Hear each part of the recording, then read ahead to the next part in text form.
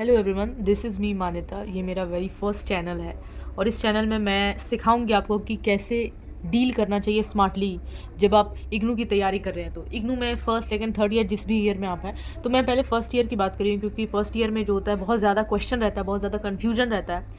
और एक और बात है कि इग्नू में जनरली वो लोग एडमिशन लेते हैं जो साइड में किसी चीज़ की तैयारी कर रहे होते हैं। तो उनके लिए, क्योंकि मुझे बहुत स्ट्रगल करना पड़ा था अपने टाइम पे, इसलिए मैं चाहती हूँ कि मैं ऐसा चैनल बनाऊँगी जिससे मैं ये बता पाऊँ कि चीज़ें सिर्फ चैप्टर वाइज पढ़ना इंपॉर्टेंट नहीं है, उसको कैसे बिठाना चाहिए आंसर सीट में, वो भी एक इंपॉर्टेंट रोल प्ले करता है। तो मेरे लिए मैं कुछ ऐसे छोटे छोटे 5 पॉइंट्स लेके आई हूँ जिससे आपको क्वेश्चन या फिर आप पेपर अटेम्प्ट करने की जो एक टेक्निक है उसको आप सीख पाओ। बहुत बार होता है कि इग्नू में हम लास्ट के 20 दिन या 25 दिन पढ़ाई शुरू करते हैं। जैसे कि मैं नीट की तैयारी करती थी तो मई तक मैंने पूरी पढ़ाई करी। मई के बाद से जून 13 को मेरा एग्ज़ाम था, तो मुझे लगभग 20 से 25 दिन मिले। तो उसमें मैंने जो है ये स्ट्रैटेजीज अपनाई थी और मुझे बहुत अच्छे मार्क्स भी आए थे।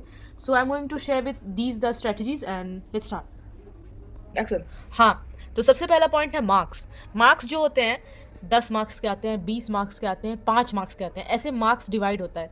जब आपको 5 मार्क्स का दिया जाएगा तो आपको एटलीस्ट 1 से 1.5 पेज, माने 1 से 1.5 पेज आपको लिखना है। अगर आपको 20 मार्क्स का क्वेश्चन पूछा जाएगा तो आपको कम से कम 3.5 से 4 पेज तो जाना ही जाना है। मैंने 3 से 3.5 लिखा है मैक्सिमम, स्ट्रेच कर करके लिखना है। द नेक्स्ट थिंग इज कि 10 नंबर का अगर क्वेश्चन आता है, 10 मार्क्स की क्वेश्चन आता है, तो you have to write at least 2 to 2.5 pages. It's very important and it's very clear. At the end of the moment, IGNOU सबसे पहले कॉपी का भरा हुआ पोर्शन देखता है कि आपकी कॉपी कितनी भरी हुई है. That is a very important thing and the first and foremost thing you have to do. So let's start the second point. I'm sorry, मुझे कैमरा थोड़ा सा पास करना पड़ा क्योंकि दूर से दिख नहीं रहा था ढंग से. हाँ, way of writing. The second point is way of writing. लिखना कैसे है, लिखना है। मैंने देखो, मैं पहले क्या करती थी कि मैंने आपको मैं दिखा रही हूँ ये डेट, ये 12 मई को मैंने शुरू किया था नीट के बाद। 12 मई से मैंने अपनी हैंड राइटिंग शुरू की थी क्योंकि OMR भरते भरते हमारी हैंड राइटिंग पूरी ख़राब हो जाती है। तो हैंड राइटिंग मैंने लिखना शुरू किया था और मैं लिखते जाती थी ताकि मेरा हैंड राइटिंग बेस्ट हो सके, ठीक है, जितना अच्छा मैं कर सकती हूँ ताकि इंप्रेशन मेंटेन हो सके, ठीक है। ये जो आपने देखा कि मैंने एक लाइन में एटलीस्ट 6 वर्ड्स लिखे हैं, आपको भी ऐसा ही करना है। एटलीस्ट 5 से 6 वर्ड, उससे ज़्यादा नहीं करना है, ठीक है। कम से कम 5 से 6 वर्ड को लिखना है। तो मैंने यहाँ पे पॉइंट लिखा है कि little bigger than your original hand writing. अगर ओरिजिनल हैंड राइटिंग आपकी छोटी छोटी है तो आपको बड़ा लिखना है, ठीक है।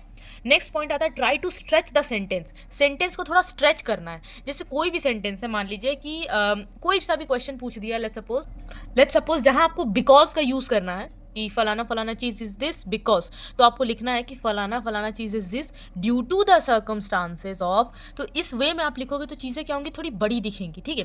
तो इस तरह करके कुछ कुछ वर्ड प्ले आपको करना पड़ेगा, वो आपके दिमाग का खेल है पूरा। तो उस चीज़ से आपको बहुत अच्छे स्कोर आने के चांसेस बढ़ जाएंगे आपके।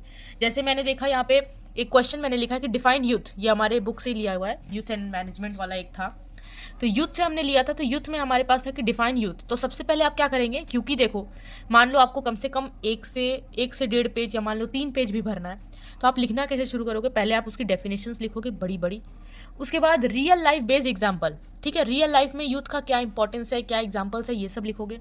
उसके बाद डिफरेंट पर्सपेक्टिव है यूथ के, जैसे सोशियो कल्चर है, फिर इकोनॉमिक है, लीगल आस्पेक्ट्स है, ये सब कुछ आस्पेक्ट्स है, ये कुछ प्रोस्पेक्टिव्स है, इन सब के बारे में लिखोगे। फिर इन सब के की पॉइंट्स लिखोगे, जैसे सोशियो कल्चर है तो इसके 5 पॉइंट्स, इकोनॉमिक्स है तो इसके 5 पॉइंट्स, लीगल है तो इसके 5 पॉइंट, वो भी फैला फैला के।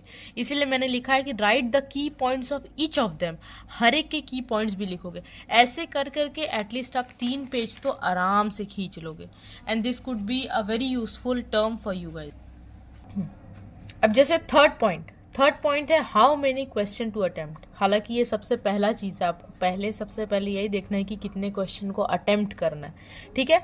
Put a highlight on it, इसलिए बताया जा रहा है क्योंकि मैं भी पहला जब क्वेश्चन पेपर जब मेरा पहला आया था, मुझे नहीं समझ आ रहा था, फिर लास्टली मैम ने बताया था, तो मैं आपको एज एन एग्जाम्पल, ये एक इंडियन राइटिंग स्किल का आपका था एग्ज़ाम था, तो उसमें मैंने देखा सबसे पहले सेक्शन ए में आप हाईलाइट कर लोगे इस चीज़ को कि मुझे कुल 4 क्वेश्चन बनाने हैं, बस हाईलाइट कर लोगे, तब क्या होगा, आइडिया लग जाएगा कि आपको इन 5 में से 4 क्वेश्चंस अटेम्प्ट करने हैं, ठीक है। अब जैसे यहाँ पर है right a short note any 2, अब देखो शॉर्ट नोट एनी टू, ऐसा नहीं कि चारों अटेम्प्ट करना है, कोई 2 अटेम्प्ट करना है, तो ऐसे क्या होता है क्लियरिटी मेंटेन रहता है।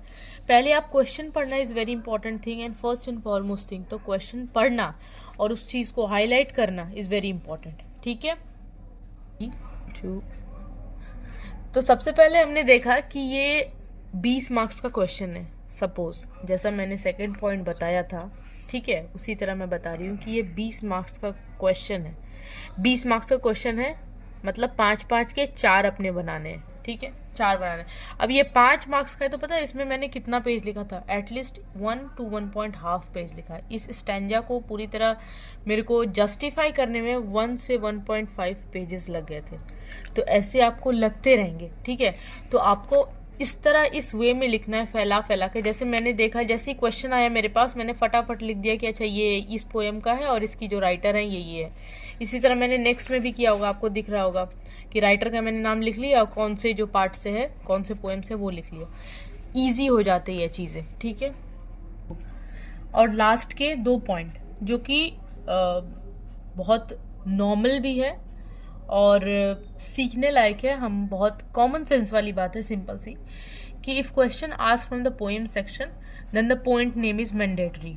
इट्स इम्पॉर्टेंट कि अगर क्वेश्चन, जैसे मैंने दिखाया कि स्टेंजा से क्वेश्चन आए तो पोएट का नाम लिखना ज़रूरी है। इसलिए ज़रूरी है ताकि इम्प्रेशन जो होता है टीचर के सामने, जो कॉपी को टिक करते हैं, मार्किंग करते हैं जो कॉपी की, उनके सामने अच्छा इंप्रेशन बैठता है, ठीक है। The last point and the foremost point, start your day with 1 page handwriting if writing is not good। ये एक छोटा सा एडवाइस है मेरी तरफ से कि अगर आपकी राइटिंग बिल्कुल ख़राब है, आपको अपने ऊपर यकीन है कि मेरी राइटिंग बहुत ख़राब है, तो लास्ट के 20 डे में कोई बड़ी बात नहीं है। अगर आप 20 दिन में अपनी राइटिंग अच्छी करने की कोशिश करते हो तो it's not a big deal to you कि आप नहीं कर पाओगे। सो ऑलवेज ट्राई कि हैंड राइटिंग अच्छी होनी चाहिए ताकि चीज़ें जो होती हैं बहुत क्लियर दिखें और अच्छी दिखें। और आपकी ऑलरेडी अगर हैंड राइटिंग अच्छी है तो कोई बड़ी बात नहीं है, ओके। सो ये जो चैप्टर, ये जो मैंने not chapter, I am so sorry, ये जो चीज़ें मैंने बताई, ये चीज़ें अगर आप अप्लाई कर देते हो, ये बस मुझे लगता है मुश्किल से एक 8-9 मिनट की वीडियो होगी, लेकिन ये चीज़ें आपको वो आइडिया दे देंगी जो मुझे मेरे टाइम पे नहीं था। और मैं बहुत सर्च करती थी, एट द एंड मुझे लगता है मेरे किसी फ्रेंड ने मेरी मदद करी थी, बट मुझे लगता है कि ये चीज़ें अभी भी अवेलेबल नहीं हैं येट। तो इसीलिए मुझे लगा कि मैं जब ये कंप्लीट कर लूँगी ये सेमेस्टर तो मैं ज़रूर इस पे वीडियो बनाऊँगी ताकि आगे आने वाले जो स्टूडेंट्स हैं, न्यू कमर्स हैं, उनको कभी कोई प्रॉब्लम ना हो, ठीक है।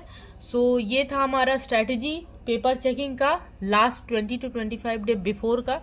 सो आई होप कि आपको पसंद आए, और आपको पसंद आना ही चाहिए बिकॉज बहुत मेहनत लगी है इस चीज़ पे। तो thank you so much for watching everyone. Just please like, share and subscribe जो आपकी